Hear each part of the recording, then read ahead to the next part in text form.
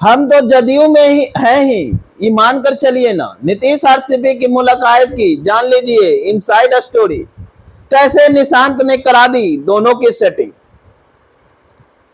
जी हां, पूर्व केंद्रीय मंत्री रामचंद्र प्रसाद सिंह उर्फ आरसीपी सिंह के इस बयान और पटना के साथ सर्कुलर रोड स्थित बंगले से आई एक तस्वीर ने बिहार के सियासत में भूचाल ला दिया है।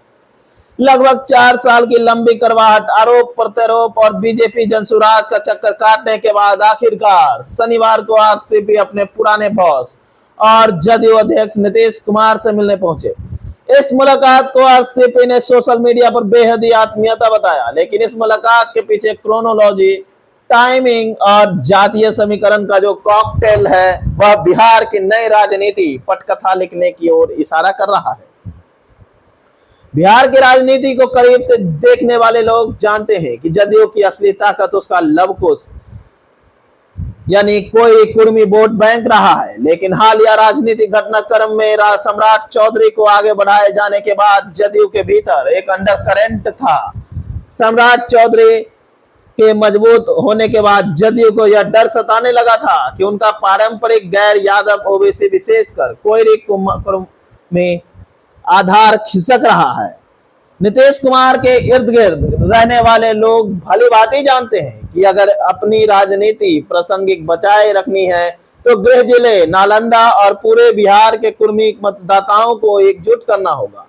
आरसीपी सिंह के इसी समाज के एक बड़े रसूखदार चेहरे रहे हैं। पिछले कुछ महीनों से इन नेताओं को कुर्मी समाज के सम्मेलन में एक साथ देखा जा रहा था। जदयू किसी भी कीमत पर स्कोर बोर्ड बैंक में कोई बिखराव नहीं चाहती है और आरसीपी की वापसी इसी डैमेज कंट्रोल का हिस्सा माना जा रहा है। सियासी गलियारों में चर्चा तेज है। आरसीपी सिंह पिछले कई महीने से नीतीश कुमार से मिलने का समय मांग रहे थे, लेकिन जदयू के कुछ ही शीर्ष नेताओं की वजह से उन्हें एंट्री नहीं मिल पा रही थी, क्योंकि आरसीपी की वापसी से पार्टी के आंतरिक शक्ति संतुलन में खलल पड़ना तय है। इस गतिरोध को तोड़ने में महत्वपूर्ण भूमिका निभाई है नीतीश कुमार के बेटे निशांत कुमार ने। जी हां, बताया जा रहा है कि पिछले कुछ समय से आरसीपी सिंह सार्वजनिक मंचों से न सिर्फ नीतीश कुमार बल्कि उनके बेटे निशांत कुमार की जमकर तारीफ कर रहे हैं। उन्होंने निशांत की राजनीति एंट्री पर पुरजोर समर्थन किया। सूत्रों की माने तो निशांत और आरसीपी के बीच हुई अनौपचारिक बातचीत ने ही यह आत्मीय मुलाकात जमीन तैयार की है। आखिरकार शनिवार को नीतीश कुमार के आवास के दरवाजे आरसीपी सिंह के लिए खुल ही गए।